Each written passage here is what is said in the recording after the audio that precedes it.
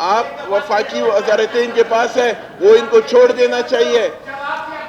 आप देखिए, आप मुझे देखिए, मैंने बात नहीं की, इनको इतना बुरा लग रहा है, आपको इतना बुरा लग रहा है। वफाकी वज़ीरतें इनके पास है, इनको करने छोड़ देना चाहिए। आप उनको चेक करें कि हमारी गवर्नमेंट में कितनी बिजली थी, पीटीआई की गवर्नमेंट में कितनी बिजली थी, कितना सिस्टम था, और आज इनका क्या हो गया। चीखने से कुछ नहीं होगा, ये अवाम पागल नहीं है, ये इनको नजर आ रहा है कि इधर आके ड्रामाबाजी कर रहे हैं। आप इसमें बात करके आपकी चीखों में मैं नहीं।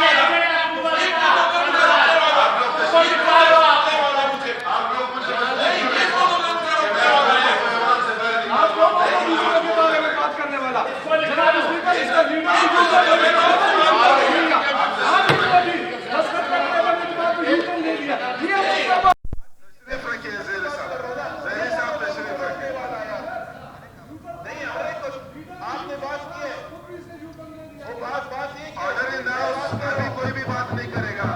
वज़ीर आला साहब, आप अगर बजट से मुतालिक बात करना चाहते हैं, ये बिजली का मसला पूरे अवाम में जो है आप सुन रहे हैं कि पूरे बलूचिस्तान का एक मसला बना हुआ है, तो आप मेहरबानी करके जो है अगर बजट से मुतालिक